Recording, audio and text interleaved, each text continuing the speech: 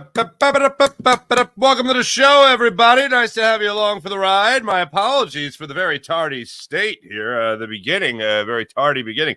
I don't know what the heck was going on. The camera wasn't getting focused. Now I'm looking at me and my monitor, and it's still not focused. I don't know, but I had to start the show at some point. Jeez, we're 21 past the hour, ladies and gentlemen. Either way, thanks for joining us. Today's Wednesday. If you're going out, if you're partying tonight, it's the Wednesday before Thanksgiving. Oh, man, I know in my day I got after it on this very evening. So if you're going out tonight, drink responsibly. Don't have beer muscles. And I hope you see all the kids you haven't seen since the third grade. That's what I hope. One of my favorite conversations that I would hear, growing up in Doylestown for the most part, is being out at a little place called Finney's. And everyone, you're not going to believe who I saw. Timmy Smith from Boy Scouts. Something like that. Not me, because I wasn't a Boy Scout, but you know what I'm talking about. Just like, I saw Timmy Smith from T-Ball. Oh, my God. His mom brought the best juice boxes. That's tonight. That's where you see everyone you haven't seen since the third grade, since the fourth grade. Oh, my God, how you doing? And I do miss that. So if you're going out tonight, have yourself a good time. Last year, we had a nice little powwow on the program where we had a lot of people. We had April. April, how you doing? We had T-Bro. We had Dan Schwartz. I think we had one or two other people pop on and have a good time. I'm going to have a house full of people tonight. I can't do it. I can't do it tonight, unfortunately. And the Sixers play at 8 on another back-to-back. They got a slew of those, of course. So unfortunately, I wanted to, but I don't think we're going to be able to pull that off tonight, unfortunately. But it was a lot of fun. We had a lot of fun last year. Speaking of the Sixers, by the way, good God, man. I really do like Nick Nurse a lot. I did not like the ISO with Embiid, and I did not like the inbounds in overtime when the Sixers got the ball back with 2 seconds left after a missed Tyrese Maxey layup ended up getting ping-ponged around, pinballed around, out of bounds, and remained the 76ers basketball. And then they had this little sprint out to the corner from Tyrese Maxey with 2 seconds left, and Nico Batum couldn't get to him. I get that, but we'll get into that conversation, and we'll get into the conversation as well as how Chiefs and Eagles were an absolute ratings bonanza. We'll get through all that and more on today's program. But welcome to the program. My name is Mark Farzetta. All this is brought to you by the wonderful people of MyBookie, mybookie.ag. Let's start it off with your 76ers. That's what happened most recently. We'll save the Eagles conversation for a little bit later in the program there. The Sixers looked lifeless in the first half of this game. Lifeless. And I've come to this point with this version of the 76ers, this year's 76ers team, where I just have a lot of confidence in them in the second half. And they almost pulled it off. They were down 18 points in this ball game. And then in the second half, actually played like they wanted to win this game. And that came from out of nowhere. And I wasn't the only one that noticed that the physicality was down, the energy was down, the shooting was off as well. But Nick Nurse noticed it. We'll hear from him after the game. But let's break it down to this. When I saw Darius Garland throw up a three-pointer while covered and it banked in to help the Cavs reestablish the lead, that's kind of just where I went late in the fourth quarter. I think there was about 3 minutes left. I went, this isn't for the Sixers. This game, they fought. They're trying to take the lead.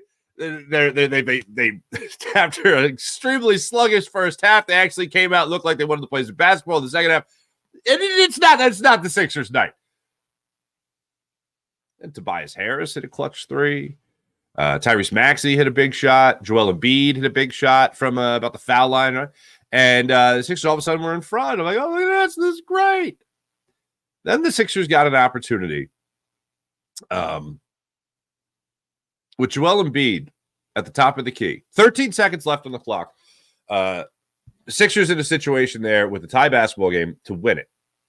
And Nick Nurse calls an ISO for Joel Embiid. This is the way I went through that play. It's like 13 seconds left. Let me see some good ball movement. Let me see the ball in Tyrese Maxey's hands. Let me see them orchestrate something. Find Embiid. I'm thinking, I was like, wow, this is the first time that the Sixers have a game-winning shot scenario with Nick Nurse, with Tyrese Maxey and Joel Embiid. First time. No James Harden, no like Ben Simmons, where you knew he wasn't getting the final shot. This is a final shot situation. No Jimmy Butler. Final shot situation. Who's getting the ball? And I'm like, well, it's got to be Embiid. He's your MVP. He's your best player. He's your team leader. He's the one that's got to get the ball. He's the one you got to trust with the ball in your hands. But I'm like, Tyrese Maxey is the best at developing your shot, and you have an opportunity to develop a shot here. So I at least want to see the ball in Tyrese Maxey's hands. Top of the key, set something up, eventually get the ball to Embiid. And then I'm like, all right, that's the play I want to see. I even asked the question on social media. I said, who do you want to see gets the ball? They're like, whoever's got the shot. I want to see the ball in Maxey's hands. Most people were all about Maxey getting the ball, not Joel Embiid. So the inbounds comes. Joel Embiid gets the ball at the top of the key. And I'm like, okay, he's got the ball at the top of the key. What are they running? About 2 seconds, tick off the clock, and I go, they're running an ISO? They're running an ISO to Joel Embiid at the top of the key to try to win this thing. I'm like, all right, here we go. It's one-on-one. They're one-on-one, top of the key. I think Mobley was on him. And I'm watching it. I was like, okay, you know what? This isn't terrible. This is not terrible. I still don't like it. It's not the first thing I would have drawn up, but all right. And then he gets a shot. He gets a good look from about 19, 20 feet out. Clank. Game goes to overtime. I don't like it. It's one of those things where I'm not going to die on this hill because bottom line is your best player had a good look and missed it. If Joel Embiid hits that shot and the Sixers beat the Cavs, we're saying, you know what? That's weird. Not a lot of teams are going to call an ISO for their center from the top of the key to win you a basketball game. But you know what? When you have Joel Embiid, maybe you can do that. So 13 seconds, he dribbles it off the clock, gets the last shot, misses it. But if he makes it, you're like, Joel Embiid, that's a great play call by Nick Nurse. He trusts his center and his best player to make a play. He put the ball in the hands of his best player to make a play, and unfortunately, it just didn't work out this time. The fact that there was 13 seconds left and they just hung their hat on that, I thought was odd. The fact that Tyrese Maxey didn't touch the ball at all in that final 13 seconds was also odd. So I'm not going to die on the hill of getting the ball in the hands of your best player at the end of that game, but that doesn't mean I have to like it. I didn't like it. I don't hate it. I'm not going to flip a table over it. I'm not starting the Nick Nurse into the sun bandwagon. I'm not doing that. What annoyed me more than that was in overtime, with Joel Embiid now out of the game because of fouls. That was pretty bonkers. So I have it right here. This is the overall box score. Joel Embiid had fouled out of the game with 6 fouls. He's out of the game now, so they run a sprint to the corner for Tyrese Maxey with 2.1 seconds left in the game. Nick Batum, it bounces off a couple of Cleveland Cavaliers. It goes out of bounds, or they corral it, and then the clock expires, and the Sixers lose the game. So they needed a 3 in that situation, and they weren't able to get a 3. It just seemed like a really odd play. Like, you couldn't come up with anything better. You could have Tyrese Maxey run a loop around the court and inbound it or something like that and get him open from three-point line, even though he was not having himself a good game last night when it came to his shooting from beyond the arc. 3 for 12 for Tyrese Maxey. Still managed to knock down the 30 points in the game last night. Just 5 free throws he hit out of 7. But that's the way it shook out. So I had a little bit more of a problem when it came to that last play. I saw a lot of people were outraged over it. A lot of people responding to my tweet late saying, there can't be Embiid there. That's horrible. And I was like, did Brian Johnson call that play? Ha ha. It wasn't great. I didn't love it. I was more on the I don't like that side than I was the great play side. But the one that bothered me more was Tyrese Maxey at the end of the game. There's no creativity there. Nothing. Speaking of creativity, speaking of nothing, one of the things that they got into after the game was the overall effort. Now, before we get there, here is Nick Nurse on that final play of the game where the final play of regulation where Joel Embiid was the one with the ball in his hands. Yeah, I mean, I wanted him to have the ball and obviously take the shot if it was one-on-one, and if it wasn't, we had some movement, we had some cutters. We told him to keep their eyes up in case the double team came, and he would make the right play, and it was a one-on-one play and pretty good shot. Nick, now I guess I don't disagree with any of it. That's exactly what happened. I think it was Mobley that was actually out there guarding him, Jared Allen was not out there guarding him. He had himself a good game last night, by the way. 26 points for Jared Allen, 13 rebounds. But they got exactly what they wanted out of it. So Embiid broke it down. Simple as that, missed the shot. I just want to apologize for the people that are really rooting for the Sixers to win the in-season tournament, because last night was an in-season tournament game. The game was again in black and white, as far as I was concerned, because that court is horrendous. And Sixers lost. Sorry about the people really rooting for them to get out of this group, out of group play. I will say on a personal note, I did watch this game last night with my father-in-law. If you know me, I've mentioned that my father-in-law is a big Cleveland sports fan. He's an Ohio native. He's an Ohio State graduate. And I think he graduated. Yeah, he graduated. And he was really into it, man. He was really into it. We were on both sides of the sofa.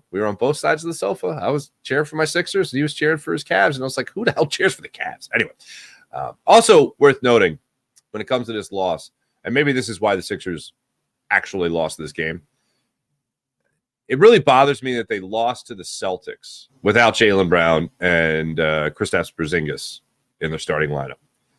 It bothers me that they lost to the Cleveland Cavs without Donovan Mitchell, who's still nursing a hamstring injury. Now, again, Garland went off last night for 32 points. But that's still a team you should beat. And the Cavs are one of those teams in the Eastern Conference right now. They were one game over 500 going into last night. Now they're 2 games, of course, over 500. And I'm like, this is a game that you should win. I know the Cavs might be a thorn in your side type team, but the Sixers have trouble getting up for this game because they thought it was a win in hand. Because that's what it looked like in the early goings of this game.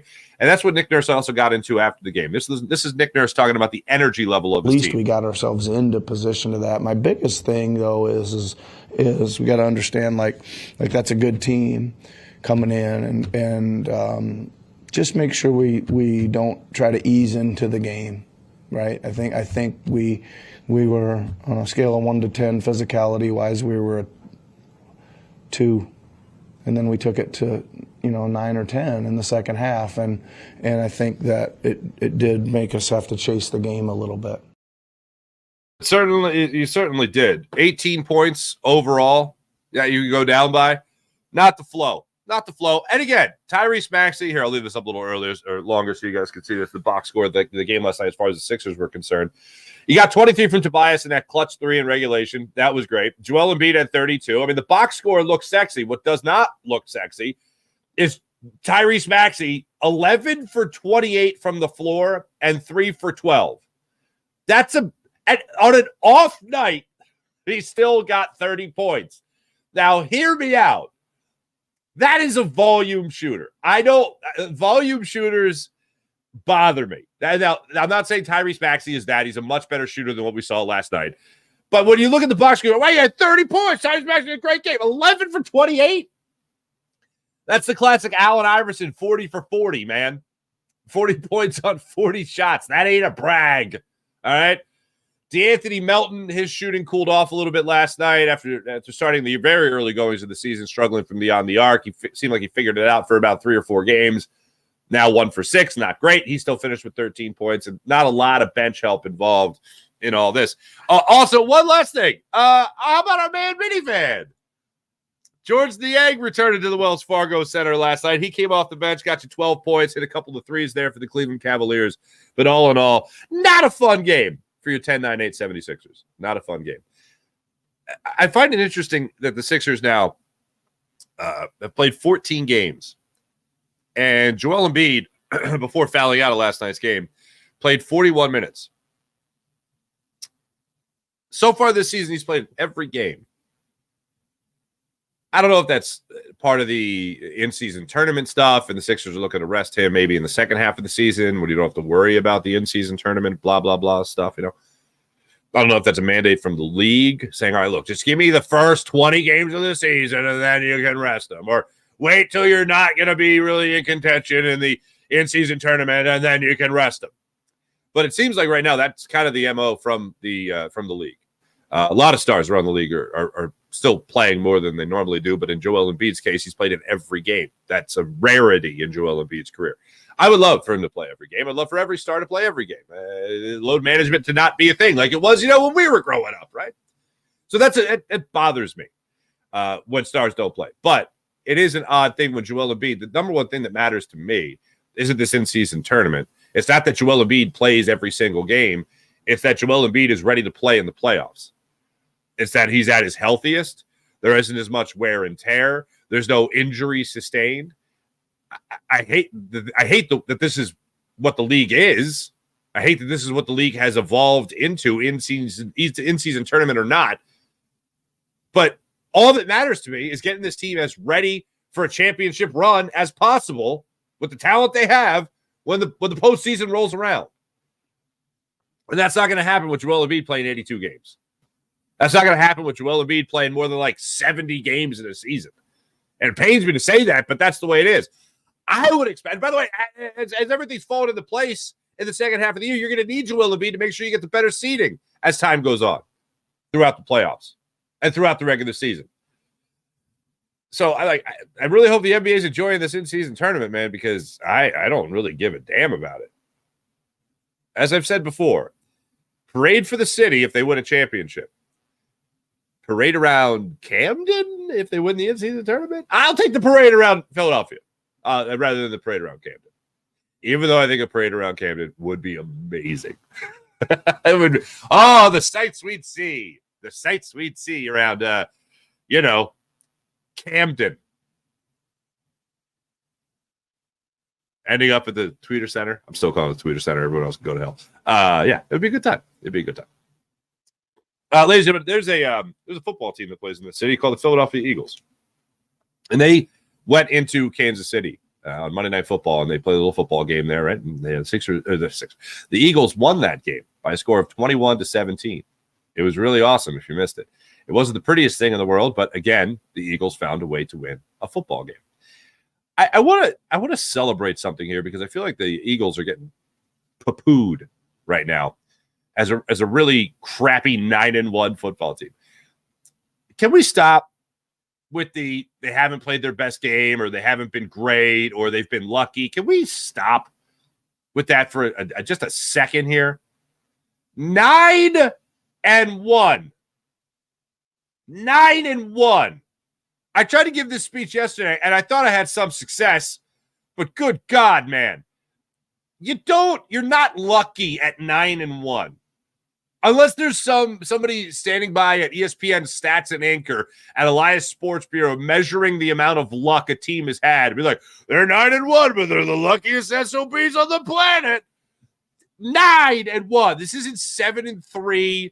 This isn't some 500 team that's lucky to be 500 where they just found a couple of ways to win in a couple of different games and got some fortunate turnovers or a fortunate call, whatever the case may be. I understand that there's luck involved in everything. Things that you have nothing to do with that you benefit from. That's luck. That's how I define luck, okay? There's a lot of lucky things that, yes, happened to the Eagles Monday night.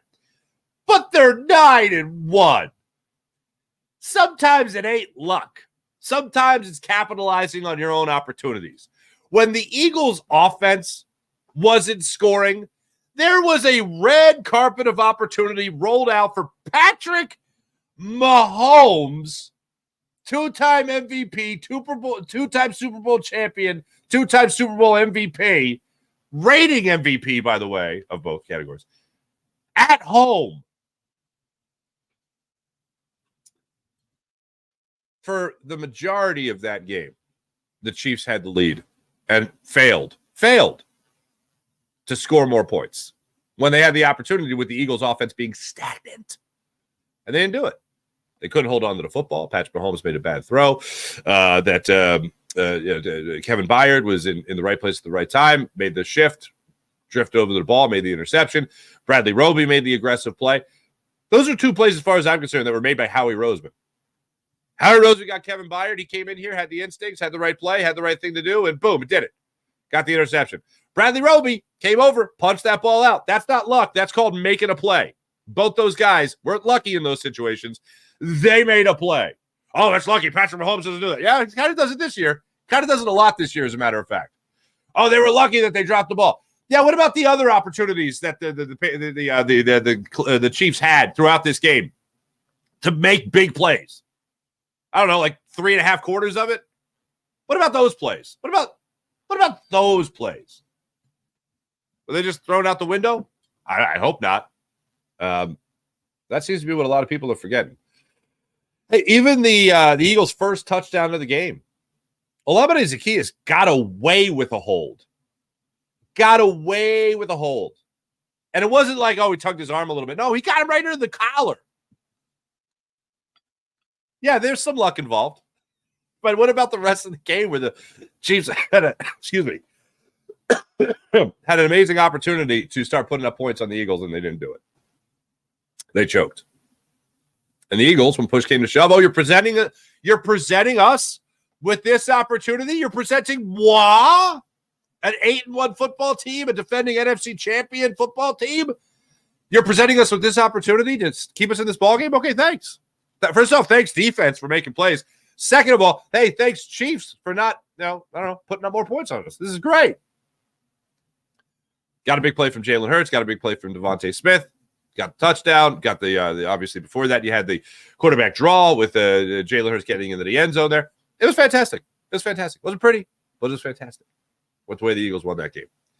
And guess what? The Eagles set ridiculous ratings record. The Eagles and the Chiefs. Ridiculous ratings record. Most watched Monday Night Football game in 25 years. Most watched telecast since Super Bowl 57 last season. Most watched NFL regular season game since Thanksgiving of 2022, so last year. Audience peaked at 31.2 million viewers. The telecast with Monday Night Football's Peyton Manning and Eli Manning got just under 2 million viewers, the show's best in more than 2 years. That is absolutely insane that this many people watch this game. Peaking at 31.2 million viewers that are watching that. Could you imagine if Taylor Swift was actually there? Our television sets would have just imploded, probably. Can't handle computer. That's probably what would have happened. If the Kelseys and the Swifts actually met, oh my goodness, what would have happened? The Eagles, it feels weird to say this about a team that just played in the Super Bowl. But you know what that number tells me? And yeah, sure, there's a lot of people that want to watch Patrick Mahomes, and there's a lot of people that are now, maybe clicked into football that haven't clicked in before, that are Taylor Swift fans, and now you've appealed from the football audience to the even more of a mass audience. So at least want to check it out, turn it on for a little bit. Is that the guy that's playing? Oh, is that the guy that had the ball punched out? That's who Tay-Tay's dating? Oh, my God, no way. I feel so bad for him. Yeah. It hasn't hurt football, and football's been smart to embrace it. Notice they were running the Taylor Swift commercials during the game for Dancing with the Stars Taylor Swift edition. It's all part of the machine, folks. It's all part of the machine. But the main point for this is that the Philadelphia Eagles have arrived. And it might sound weird after they just played in the Super Bowl, so you would think they arrived last year. But people don't believe it. People are 9-1 right now. They're 9-1 right now, and people still don't believe that this is a team worth bragging about, that this is a legit team. They have to keep beating. Like Jalen Hurts, again, 7 straight. I got one more stat for you guys. Jalen Hurts, I mentioned this yesterday, but has 7 straight wins when trailing by 10 points. 7 straight wins when trailing by 10 points. Oh, damn it, I don't have it.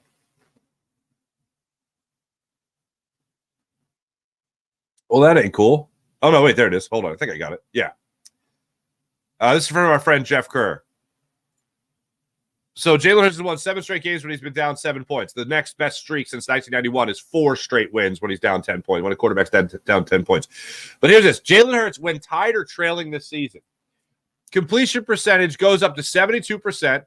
He's thrown for over 1,500 yards, 11 touchdowns, 1 interception for a 113.4 passer rating.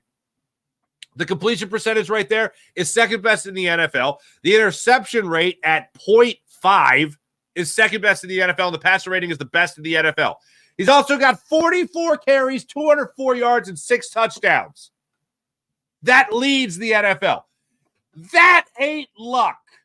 This right here is not luck. You know what that is? That's capitalizing on your opportunity. That's not luck. That's clutch. And that's your quarterback, Jalen Hurts. So for the people that want to scream and yell about, oh, they're a lucky team. Oh, they got a lot of breaks and all that stuff. Like, yeah, okay. You need to tell me the Chiefs didn't get some breaks in that game? Chiefs didn't get an interception on Jalen Hurts? They got an interception on Jalen Hurts. Did they do anything with it? No, they didn't do anything with it. You know what they did? They choked it away. They also gave up a turnover on the ensuing possession. When the Eagles got the ball back on 2 turnovers by the Chiefs, did they do anything with it? No, they didn't march down the field and put up even a field goal. All they did was prevent the Chiefs from scoring another touchdown, which is a pretty big deal. But the Eagles defense did that. So we're not going to count when the defense makes a play, yet we're going to praise the Kansas City Chiefs, even though they're averaging more than a touchdown fewer per game this year than they were a year ago. Oh, well, the Kansas City defense is really good. Yeah, well, you know what? The Eagles defense isn't terrible. So how about that? How about that? It's a frustrating thing. A very, very frustrating thing. And when that many people tune in, whether that be against the Chiefs, whether that just be the Taylor Swift effect, even though she wasn't there, to people checking out to see if she was there, whatever. For me, this means with that number that the Eagles are part of the ratings bonanza that the NFL looks for. And part of the thing I look at with that is, and this is coming from someone who worked 11 years behind the scenes in primetime television, primetime football, Sunday Night Football. For me, the Dallas Cowboys are always on national TV because everyone has a feeling about the Dallas Cowboys. You either love them or you hate them. There's no in between. You have the epic ranges of emotions when it comes to the Dallas Cowboys. You go through both extremes. No one's like, hey, how do you feel about the Cowboys? Meh. So you put that team on TV, there's going to be a lot of people watching because they love them. There's going to be a lot of people watching because they hate them. And then there's going to be a lot of people watching because they also have somebody on their fantasy football team. But with the Eagles, they have become that kind of team. Not like the Dallas Cowboys in general, but in the Dallas Cowboys in a sense where a lot of people have feelings about the Philadelphia Eagles. They're a fraud team. I told everyone this is a fraud team. Watch how they're going to choke this game away. Oh, damn, now they're 9-1. Or, damn, Jalen Hurts is incredible. I really want to watch Jalen Hurts. This team's really good. I love this team, and I don't want to watch for that reason. They've become a divisive team. They've become an emotional, invoking team where you either love the Philadelphia Eagles or you hate the Philadelphia Eagles. Hey, what do you feel about the Philadelphia Eagles? Man. They should take the tush push away. I hate this team. The tush push is awesome. Nobody can stop it. Philadelphia Eagles have become a team well worth TV time. And that's been a case for a long time in terms of the national audience. But when you talk about a number like that, when you talk about 31.2 million people watching that game, when you talk about the most watched Monday Night Football game in 25 years, that's a team that is that's a team that people are concerned with. Not just Kansas City Chiefs, but also your Philadelphia Eagles. They've become a divisive team in the NFL, and I'm here for it. I'm here for it. Let me tell you guys about the amazing people at MyBookie, mybookie.ag. Bet on anything, anytime, anywhere with mybookie.ag. And don't forget to use promo code Farzy. Have yourself a good time with promo code Farzy. Where you see it in the crawl right there, up to $1,000 redeemable for a deposit bonus. So when it comes to Thanksgiving tomorrow, make sure you guys have yourself a wonderful time with MyBookie, not just with the family, but with MyBookie as well. Picture this. You're not watching the games, but you're turning every second, not just watching the games, but you're turning every second into not only a game day, but a big payday for yourself at MyBookie. You can stream the games and live bet them and turn every game day into that big payday. And if you're ready to put this up, check this out. Farzy Show, we have a special promo code, Farzy. For a sweet deposit bonus of up to $1,000. That's right. First deposit with promo code Farzy. Sweet deposit bonus of up to $1,000. That's promo code Farzy to claim your cash bonus. This isn't just a promo code. It's your secret weapon to get extra edge on the house. And the best part is you don't even have to be a sports guru. You want to bet on other stuff? Bet on other stuff. How about politics? Oh, my goodness, great. How much do you love politics? You can bet on politics. You can bet on TV shows. You can just about bet on everything at MyBookie. So bet on anything, anytime, anywhere with MyBookie and use promo code Farzy. That's promo code Farzy at mybookie.ag. Let's get into the chat check. I'm running things today, folks.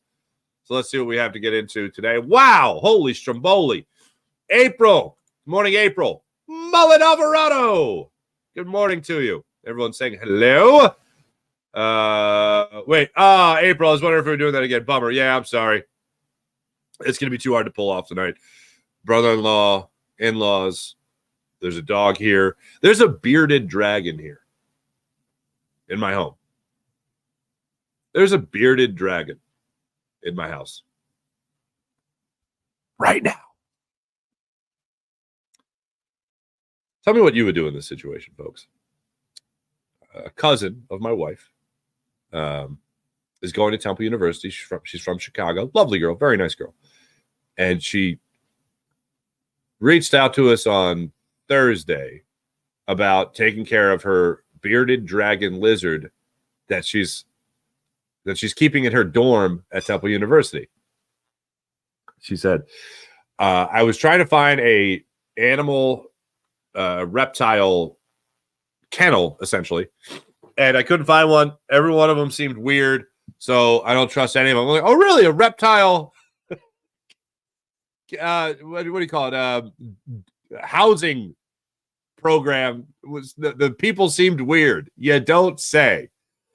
So, she asked us if we could take care of the lizard. What are you going to say? No? Of course.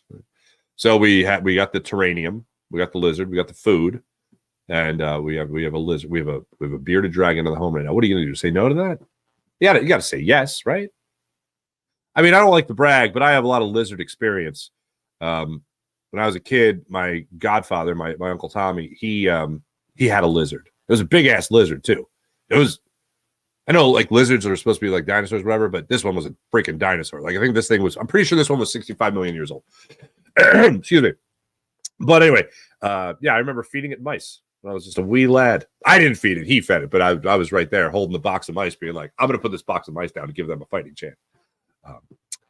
So we have a lizard in the house. So we're pretty busy right now, unfortunately. The D-Town Thanksgiving Eve reunion. Yay! T-Bro. I had myself some good times. I just remember, and this was great because this is how you know you have great parents. Me and my buddies, that we've all been buddies since we were like 10 years old, and we'd all go out before Thanksgiving. I think we have one more in us. I think like the kids will be a little older, you know what I mean? Well, there'll be one more Thanksgiving Eve night. Well, we'll just be like the 50-year-old guys at the bar. I'm not afraid of that. But anyway, yeah, it was a good time. But the parents would jump to the opportunity before Uber. I'll drop you off and I'll pick you up. Just call me. Like 29 years old. Mom, you come get me. Sean Gillespie, hello. What's going on? Good morning. Mally. Good morning, Mally. Oh, Mally. It's not Christmas yet, but I got the twerking penguin. Recently discovered the twerking penguin. Rediscovered the twerking penguin. And I'm just going to tell you right now, spoiler, the twerking penguin will be making a triumphant return to the Farzy show. So don't you worry. Sixers were thinking of early Thanksgiving dinner in the first half. Sean Gillespie, that's what it certainly looked like. This is no life. No life to that team. Everyone's saying happy Thanksgiving. That's nice. Happy Thanksgiving. A tournament game at the start of the season. Brilliant. Sean, I'm with you, man. We should be running the NBA. 9-1 isn't luck, just delusional. Cowboys and red Cowboys fans are that are big mad. Yes. I concur, April. For those who haven't figured it out. For those that haven't figured it out, the red Cowboys are the San Francisco 49ers. By the way, there's a whole slate of games on Thanksgiving. This might be the best Thanksgiving where the Eagles don't play. You have the Packers at Lions. So the Lions are in action. An 8-2 football team are in action.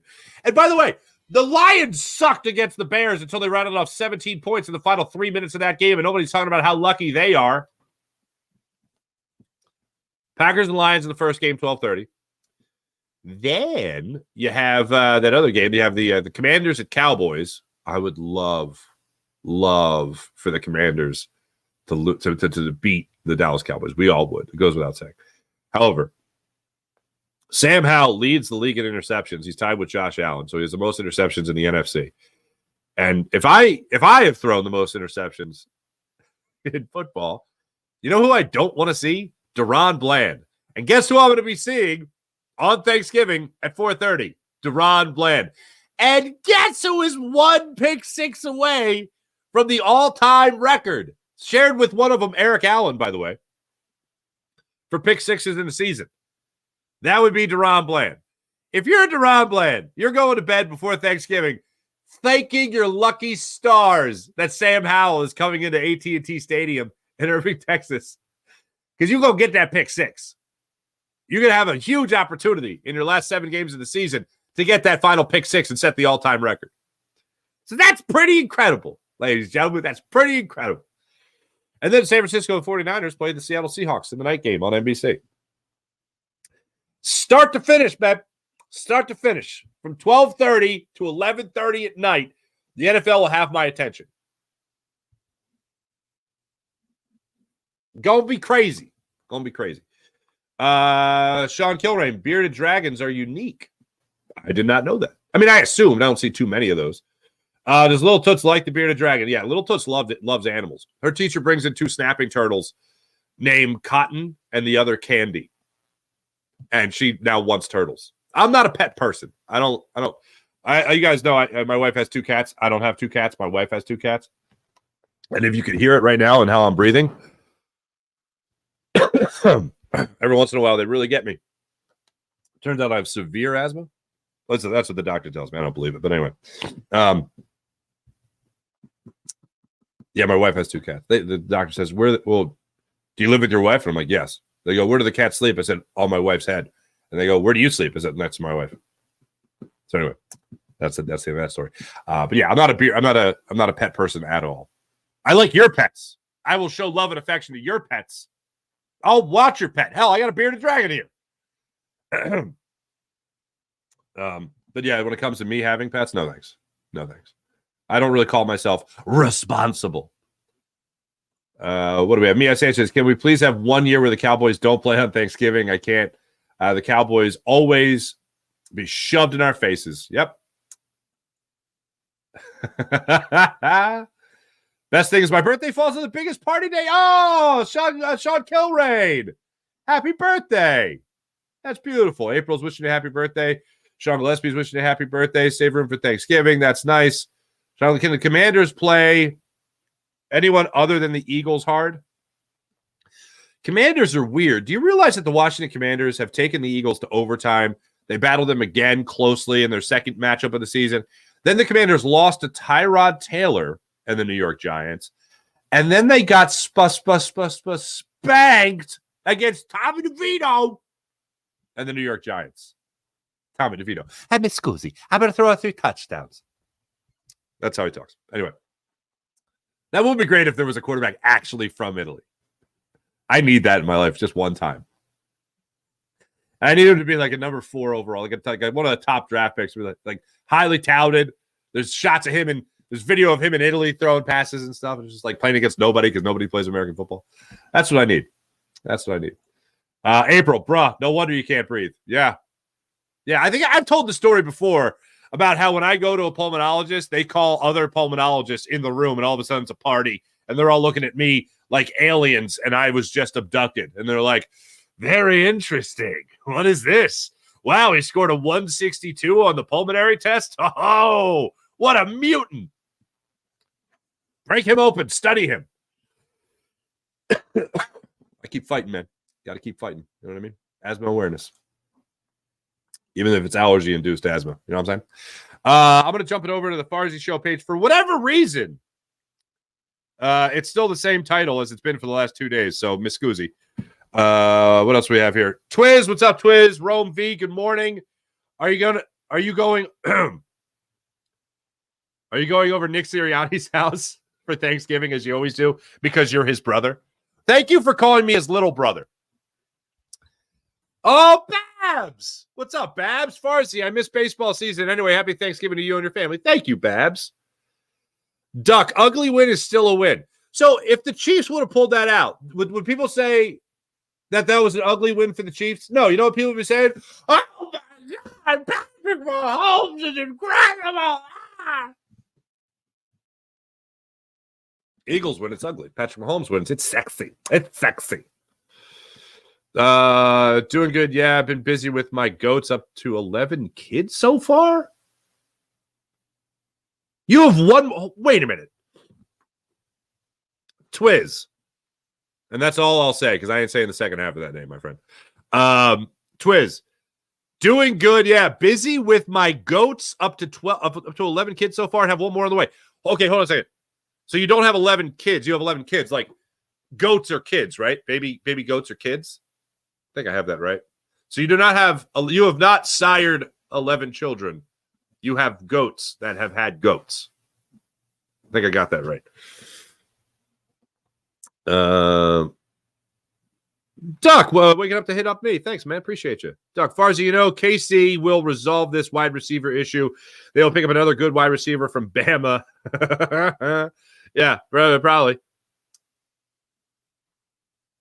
It is an interesting thing because I was on with Bill Colarulo yesterday for Legal Hands to the Face podcast, and Bill made an interesting point. Like we could talk about full circle for Andy Reid with all-time winningest coach for the Philadelphia Eagles, all-time winningest coach for the Kansas City Chiefs.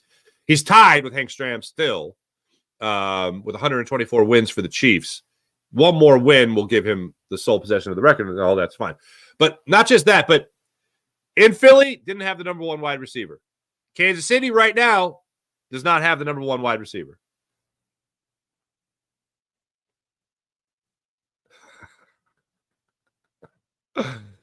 Duck, DeVito will never beat the Eagles because it's always sunny in Philadelphia. Well played. Well played. You know someone's going to dress up like a chicken cutlet, right? By the way, I do love how many New Yorkers and Jerseyites are Jerseyans? Jerseyagons.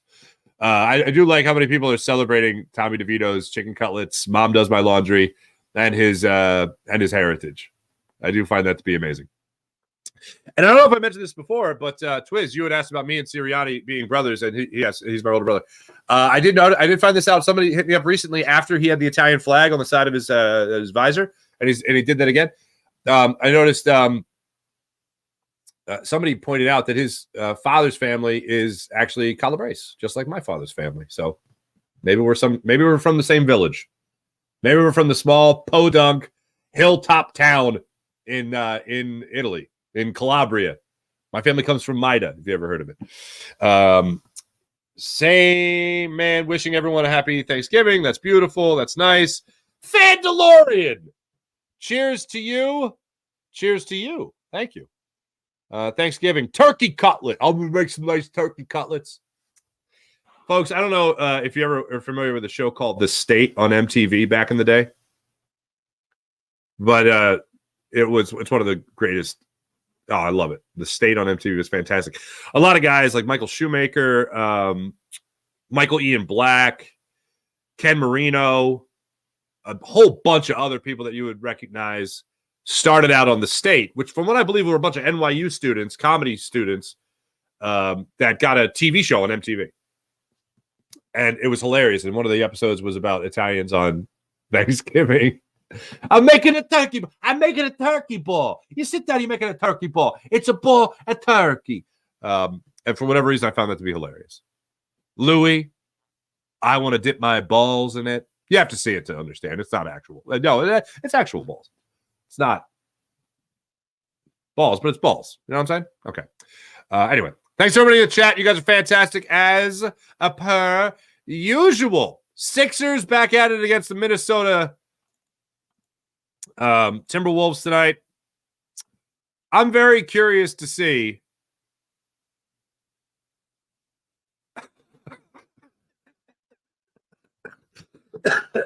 Excuse me. Sean Kilred. Italian quarterback started at a young age throwing figs at classmates. Thank you very much. Baby goats are called kids. Thank you, Sean. There we go. Excuse me. Twiz says correct. He has not sired 11 children, but his goats have kids. Ladies and gentlemen, take on the Minnesota Timberwolves tonight. That should be a fun one. Rudy Gobert, obviously. But I don't know if Joel Embiid plays in tonight's game. When asked about it last night, everything with Nick Nurse seems to be a game-time decision with Joel Embiid, but that decision through 14 games has been that he's playing. Back-to-backs or not, playing against the Celtics or not, playing against the Timberwolves tonight, I would imagine that Joel Embiid is again going to be in the lineup for the 8 o'clock tip-off in Minnesota tonight. The whole thing about load management does not appear to be a thing just yet. I wonder if what we worried about with Nick Nurse running Embiid into the ground, I mean, one of the negative points of conversation with Nick Nurse when he was hired in Philadelphia was the idea of him running Joel Embiid into the ground. Well, here we are, 14 games into the season. He's played all 14 games. And he's logging a lot of minutes in the process.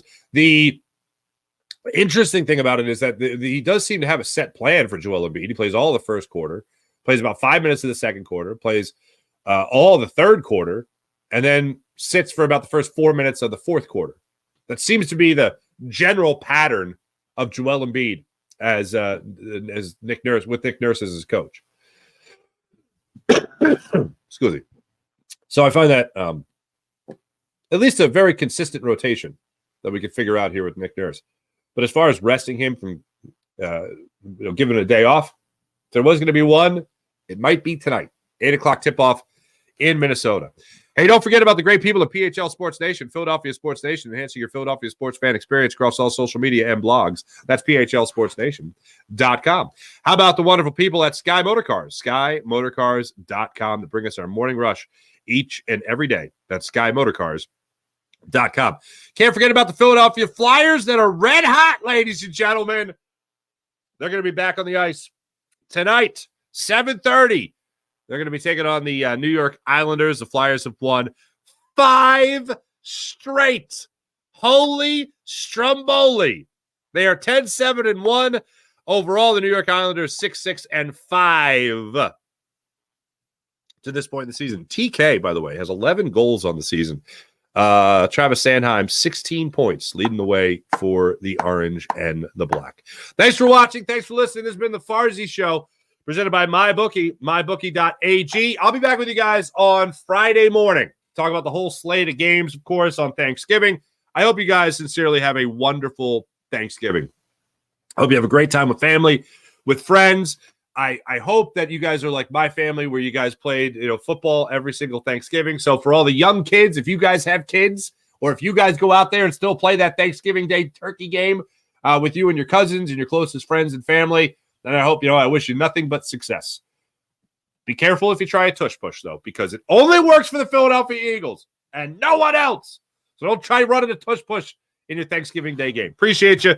My name is Mark Farzetta. This is the Farzy Show, presented by MyBookie, mybookie.ag. I'll be back with you guys tomorrow morning. Talk about all things NFL and recap the games from Thanksgiving Day. Have a great rest of your day. Have a great Thanksgiving. See you guys on Friday. Bye.